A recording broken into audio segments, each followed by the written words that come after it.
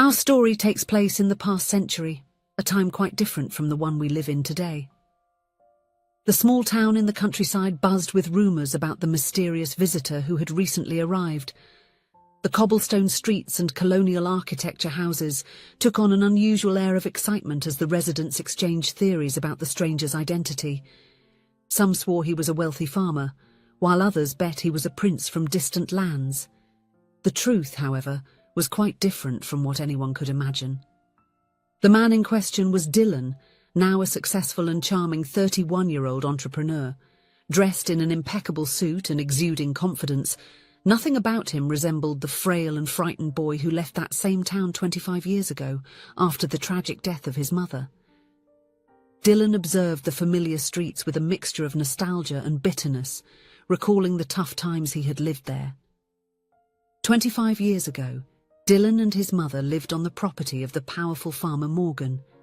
His mother worked as a cook in the main house, while little Dylan, then just 6 years old, used to sneak into the kitchen seeking treats. "Boy, get out of here now," his mother would say, placing some cookies in his hand and gently pushing him out. "You know, if Mr. Morgan catches you here, we'll be in trouble."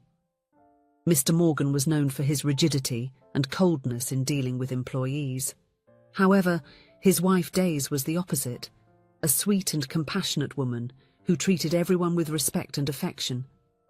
Dylan clearly remembered Daisy's warm smile and how she always had a kind word for the farm workers. Life on the property proceeded normally until a mysterious disease began to spread throughout the region. It was something new and frightening, leaving local authorities and doctors unsure of how to react. On Morgan's farm, the situation quickly became critical. The farmer, fearing for the health of his family, ordered that any employee with symptoms be immediately isolated in the stables. "Morgan, you can't leave the employees in that situation," Dylan remembered hearing Daisy plead with her husband. "Let's reserve the farm's guest house for the employees with symptoms and hire nurses to take care of them while they recover." But Morgan was adamant. "Don't be silly, Daisy," he replied with disdain. "No one knows this disease. I'm not going to risk contaminating the guest house. They're just employees. If something happens, we can hire others." And so, against Daisy's wishes, the sick employees were housed in the old horse stables. Dylan vividly remembered the desolate scene, dozens of people lying on the cold ground on thin mats, moaning in pain and fever. Among them was his mother, who, even though she was sick, tried to protect her son. "Dylan, stay away from here," she said in a weak voice. "I don't want you to get sick too." But the boy couldn't abandon his mother and the other employees to their fate. Throughout the day, he would go to the well to fetch fresh water for the sick. He picked fruits in the farm's orchard and brought them hidden. He boiled water and prepared teas with herbs he found in the fields. Dylan remembered seeing Daisy watching his actions from a distance, with a look of admiration and sadness. She wanted to help, but Morgan strictly forbade her from approaching the sick. The night everything changed was etched in Dylan's memory as if it were yesterday. The rain was pouring down torrentially, and he was outside the stable when he heard the faint whisper of his mother calling his name. He ran inside, passing through the other sick people who made way for him. "Dylan," his mother said in a faint voice, "I think it's time for us to say goodbye, my dear. Take care, my son. Study and be a good, honourable man. I love you." And then, before the boy's horrified eyes, she closed her eyes for the last time. "No, Mom! No!" Dylan shouted, leaning over the motionless body. Desperate, the boy ran to the big house, ignoring all prohibitions. He burst into the living room, where Mr. Morgan was quietly enjoying his wine. "You need to call a doctor," Dylan pleaded. "My mum and the other workers are dying." Morgan looked at the drenched boy with disdain. "Who let you in here, you brat? I would never spend my money on replaceable people like your mother. Now get out of my house, you're all wet and will stain the floor." On that fateful night, not only Dylan's mother but 2 other employees succumbed to the illness. The next day, under a light drizzle, Dylan's mother's body was buried in the small cemetery on the property.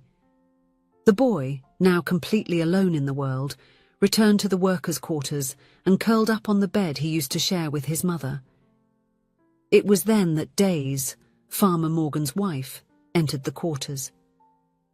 Even though she was pregnant, she sat on the bed and took little Dylan in her arms, comforting him as he cried himself to sleep.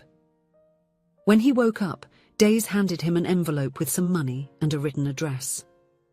"Dylan," she said tenderly, "there is no future for you here. Take this money and go to the station tomorrow. Take the train to the capital and look for this address. It's the farm of an aunt of mine, a very dear and charitable lady. Explain that I sent you and she will take you in. There you will have the chance of a better life." And so the next day, little Dylan left, leaving behind the only life he knew, carrying with him only painful memories and a hurt that would grow over the years. Now, 25 years later, Dylan was back. No one in town recognized him. The skinny boy had transformed into a tall and imposing man. His eyes, once innocent, now carried a determined gleam. He was there with a purpose: revenge. Rumors of his arrival quickly reached Mr. Morgan's ears.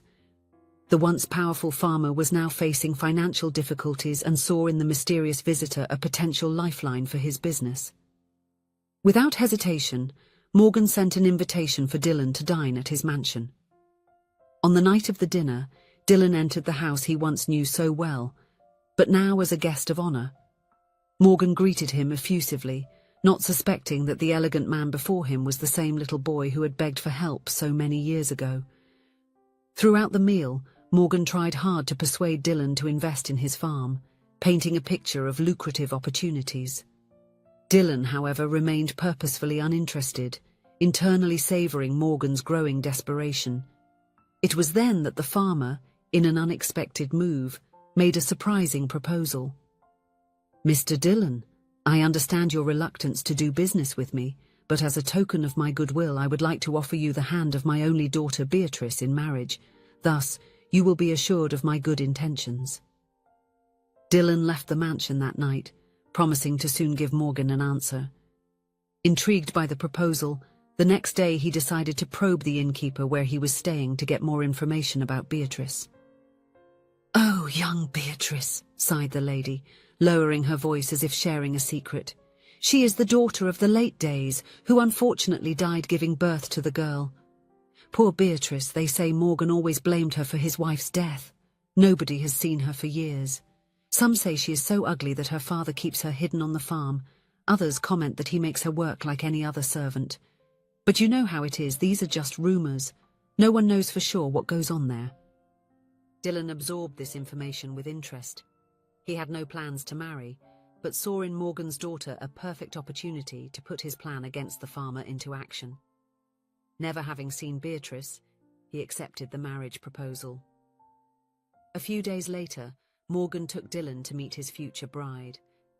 They walked around the property, with Dylan recognizing every corner of that place which had once been his home. Finally, they reached an area where some workers were taking care of the horses. "Beatrice, come here!" Morgan called out with an authoritative voice. "I want to introduce you to someone." Among the workers, a young woman stood up. She was dirty and wore worn-out clothes, almost unrecognizable as the daughter of the farm owner. She approached with her head down. "Dylan, this is my daughter Beatrice, your future wife," Morgan announced. Dylan could barely make out the features of the young woman beneath the dirt. Noticing the look of disapproval on the suitor's face, Farmer Morgan hurried to say, "I know she doesn't seem like much, Mr. Dylan, but I promise she will be a good wife and give you strong children." Internally, Dylan smiled. "First I take his daughter, then the farm," he thought, determined to proceed with his plan. The wedding was scheduled for the following week, a simple ceremony on the farm itself, attended only by some of Morgan's business partners and the local pastor. Dylan was prepared to face whatever was necessary to carry out his plan. On the day of the ceremony, however, a surprise awaited everyone. When Beatrice entered, Dylan had to blink several times to make sure his eyes weren't deceiving him.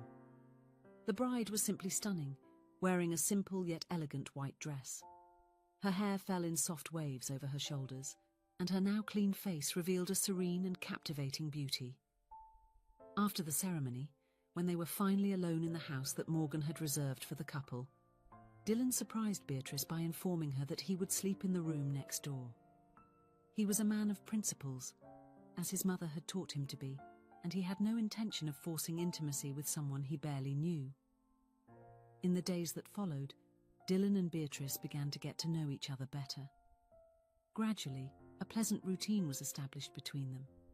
In the morning, they would have coffee together on the porch, enjoying the view of the farm.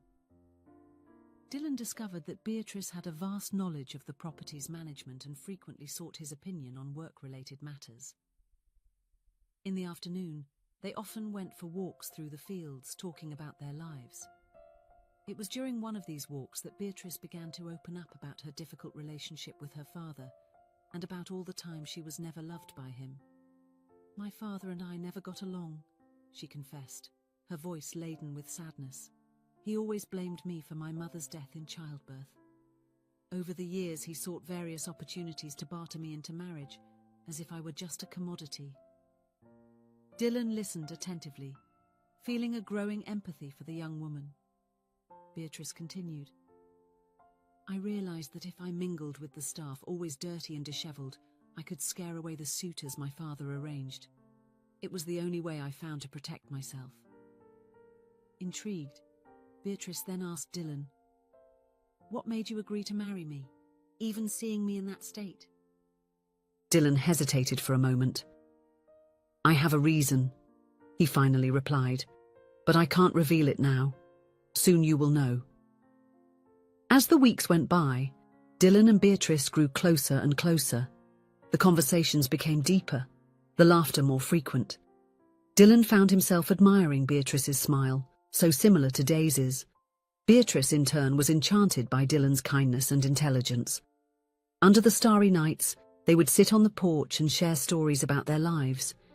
Dylan talked about his years in the capital, the challenges he faced, and how he managed to build his empire.